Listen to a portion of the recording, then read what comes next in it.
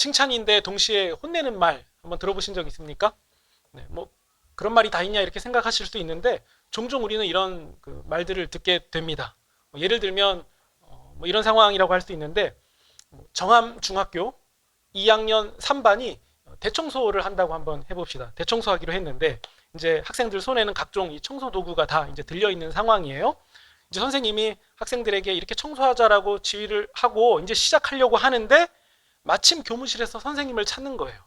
그래서 선생님이 얘들아 잠깐 다녀올 테니까 너희들 청소 선생님이 얘기한 대로 잘 하고 있어라 이렇게 얘기하고 급하게 교무실로 가신 상황입니다. 선생님이 문을 열고 딱 나가시고 문을 닫는 순간 어떻게 되겠습니까? 학생들이 뭐 청소 잘 안 하겠죠? 네. 제 경험엔 잘 안 한 것 같은데 교실은 이제 난장판이 됐습니다. 신나게 놀기도 하고 뭐 이제 서로 막 그 대걸레 가진 친구들 둘이서 잠깐 그 막대기 부딪혔다가 이제 칼싸움 나는 거죠.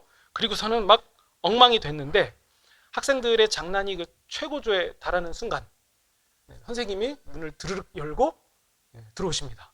학생들 생각에는 선생님이 한 2시간 있다 오실 줄 알았는데 선생님은 또 그럴 때 금방 들어오시죠. 그러니까 학생들은 다 긴장하고 깜짝 놀랐죠. 선생님이 상황을 딱 보고서는 지금 이 사태를 어떻게 할까 한번 두리번 이렇게 하시는데 딱 한 명만 청소를 하고 있었던 거예요.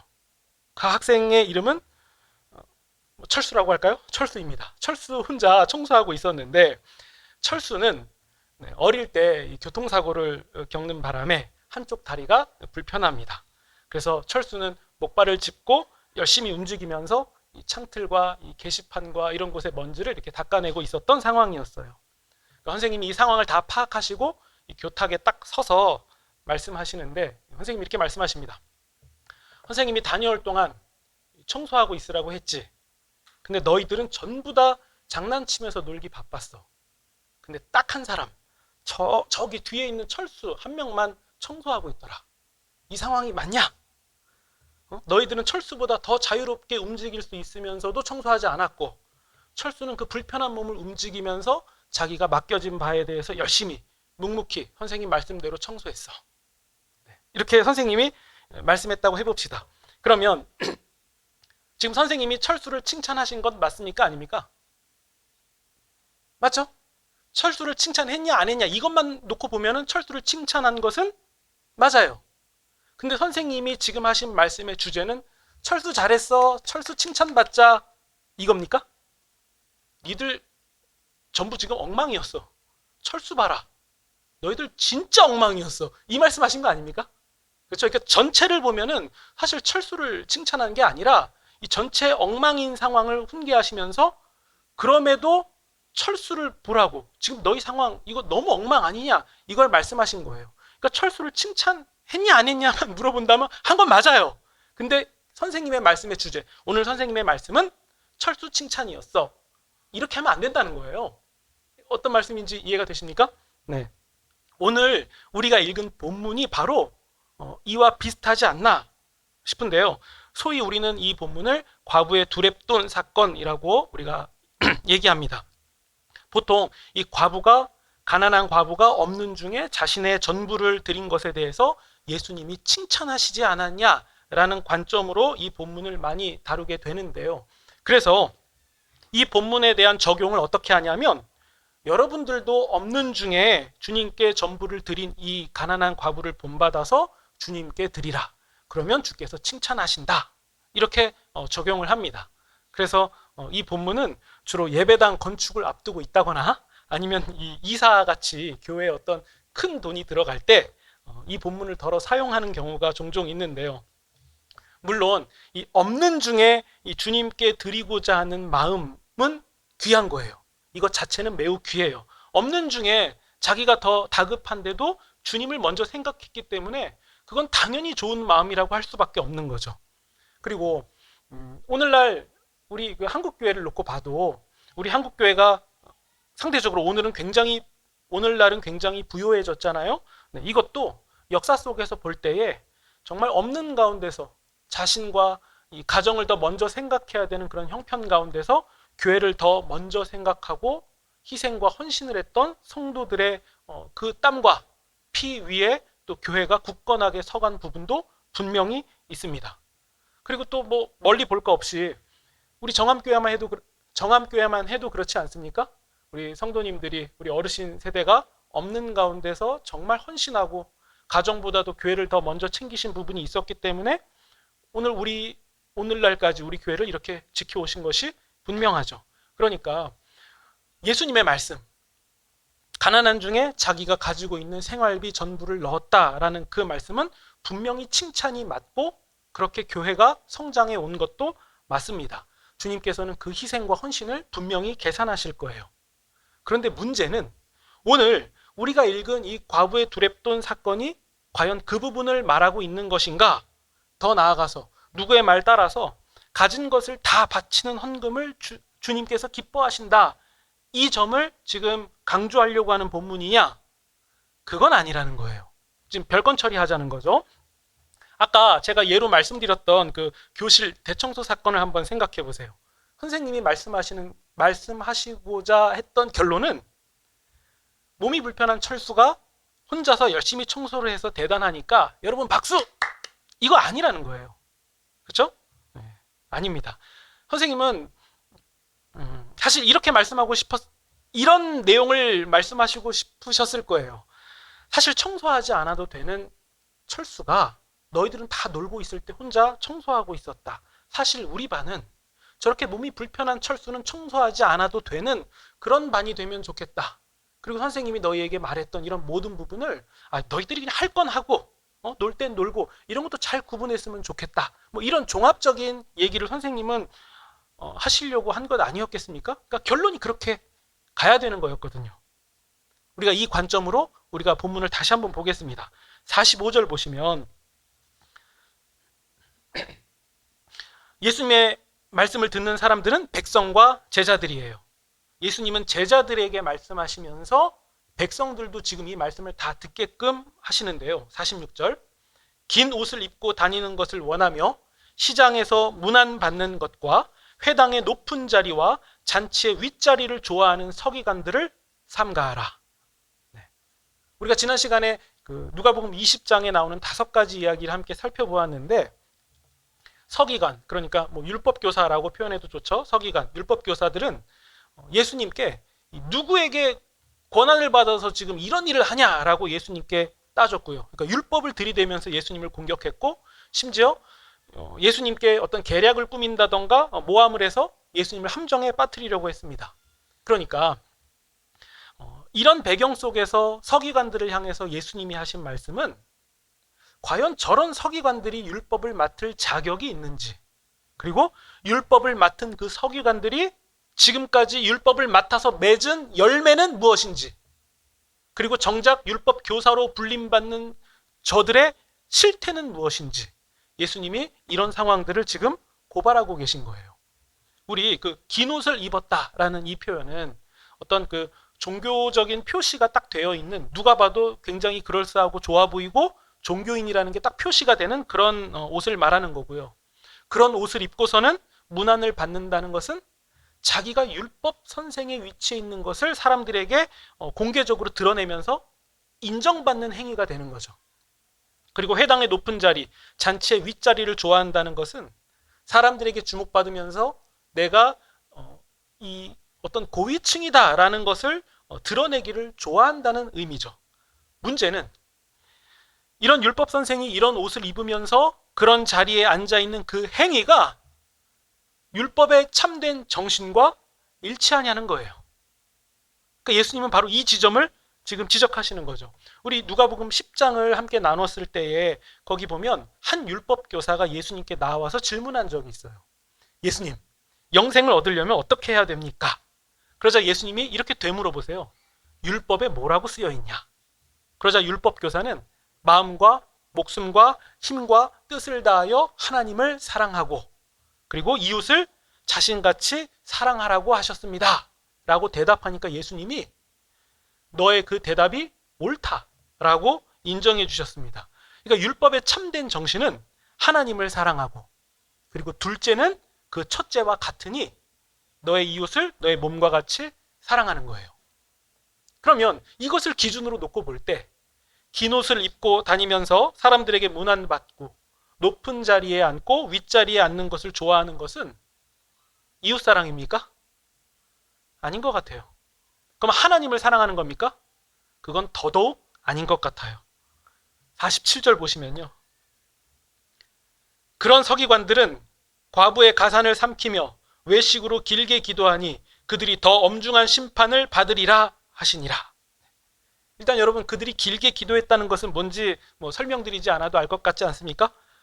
그들이 오랫동안 길게 기도하는 모습을 사람들에게 노출시켜서 내가 종교적으로 굉장히 깊고 성숙한 사람이라는 것을 드러내는 거죠. 그래서 내가 거룩한 사람이다, 괜찮고 그럴싸한 사람이다라는 것을 사람들에게 보여주면서 마치 그 긴 옷을 입고 다니는 것과 같은 맥락이잖아요.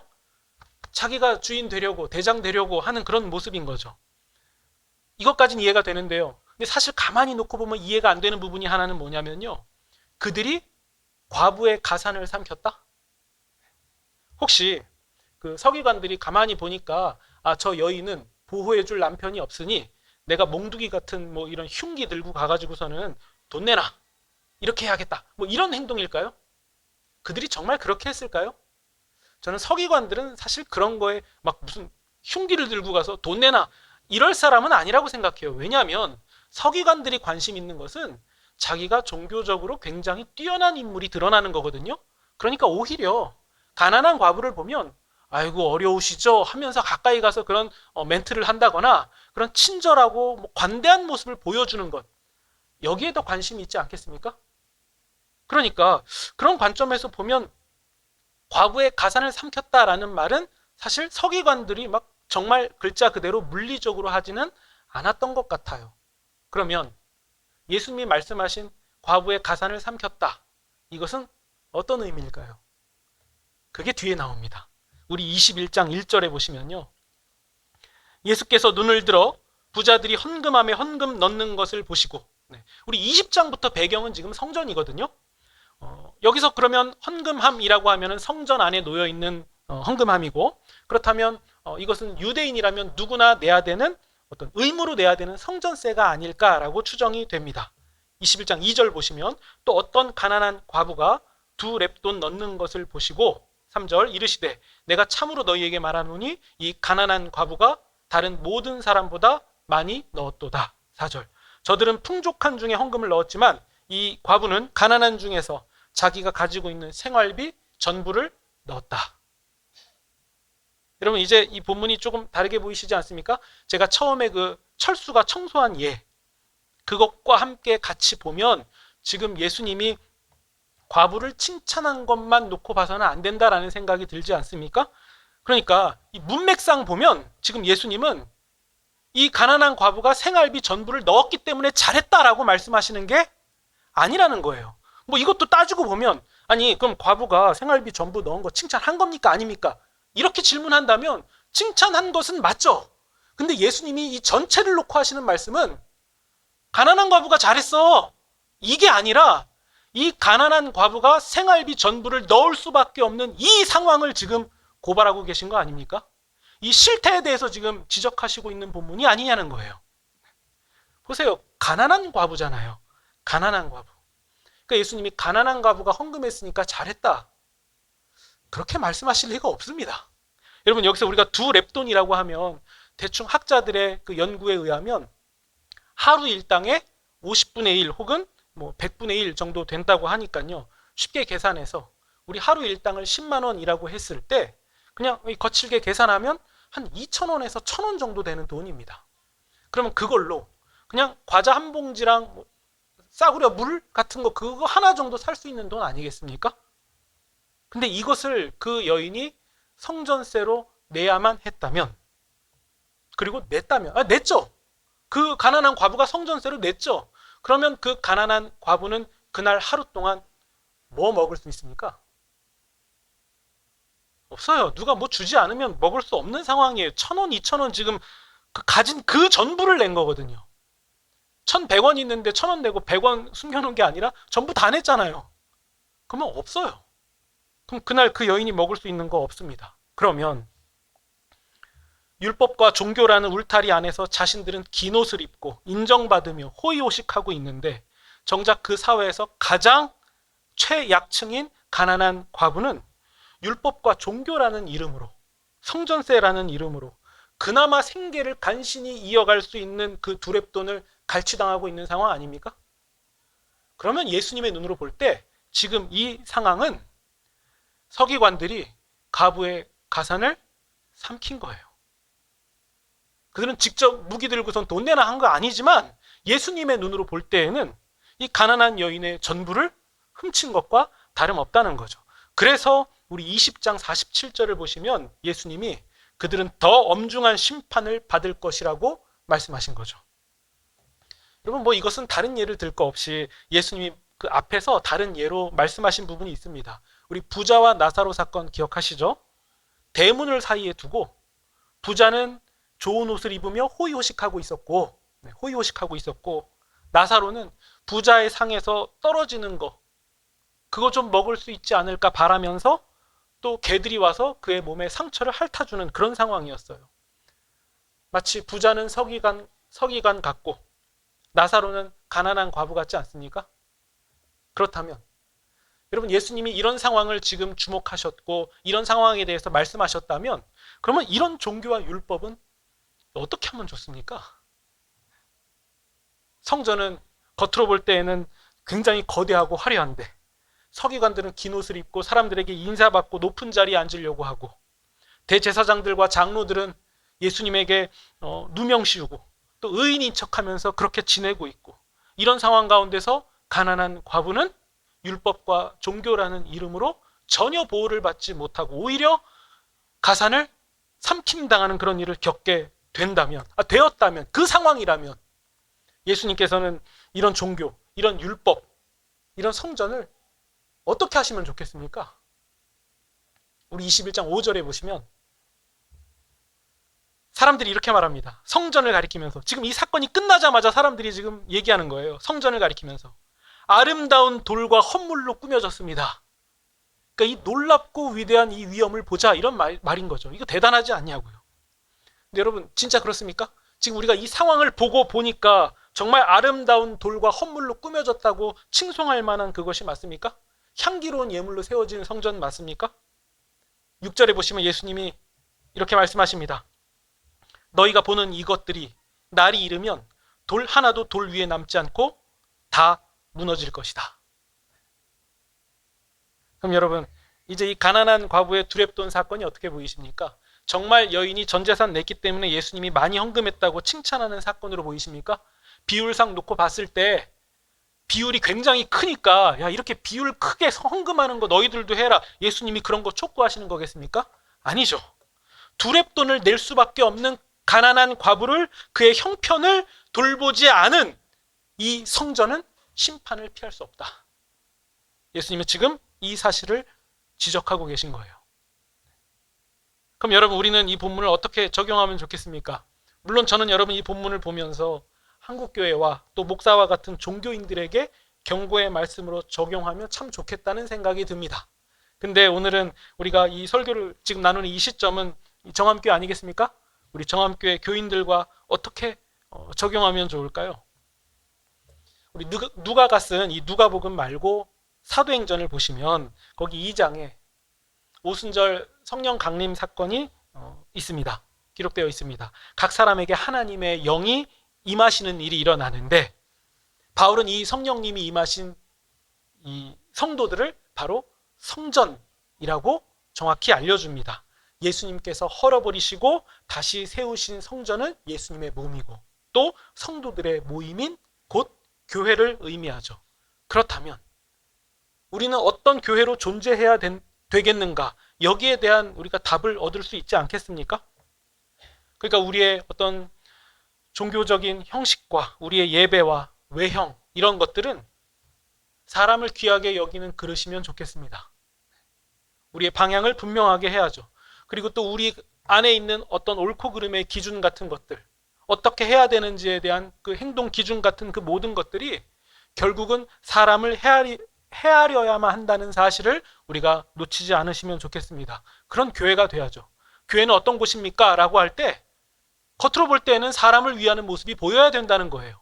그리고 안으로 깊숙이 들어가면 그 사람을 위하는 그 모습을 통해서 우리 주님을 만나는 곳, 그곳이 바로 교회여야만 한다는 거죠. 우리 각 성도님들의 삶의 영역에서는 어떤 일들이 일어나야 되겠습니까? 우리 삶의 영역에서 우리 곁에 가까이에 있는 나사로는 누구입니까? 영적으로, 또 정서적으로, 또 물질적으로 두렙돈을 낼 수밖에 없는 그 사람은 누굽니까? 우리가 더 너그러울 수 있으면 좋겠고, 우리가 더 나눌 수 있으면 좋겠습니다. 더 나아가 내 안에 있는 거짓 경건은 무엇입니까?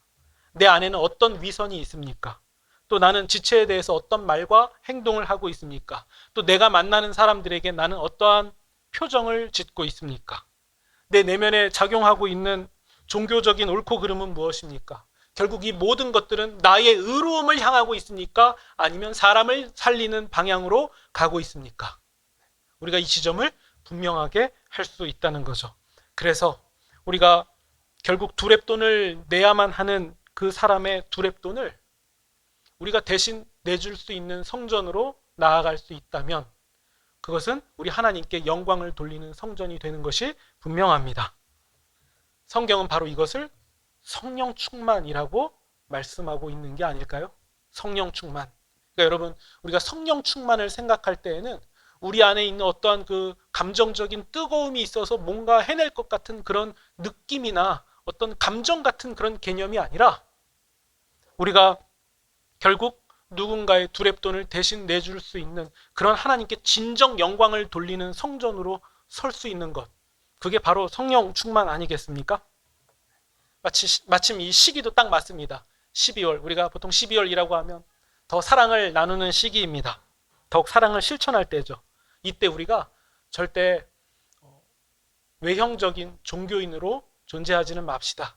우리가 예수님 믿는 사람으로 더 사랑을 베풀고 무조건 거창한 것만 생각하기 이전에 정말 내 삶에서 두렙돈을 내고 있는 그 사람들은 누구일까? 이런 부분들을 주목하시면 좋겠고, 그래서 우리가 이런 작은 변화 하나, 작은 실천, 작은 결단 하나로 우리가 참된 신자로, 또 참된 성전으로, 참된 성령 충만함으로 나아갈 수 있다면 우리는 괜찮은 신자라고 말할 수 있을 것입니다. 그래서 결국 하나님을 사랑하고 사람을 사랑해내고 마는 그런 저와 여러분이 되시기를 우리 구주 예수님의 이름으로 축원드립니다. 아멘.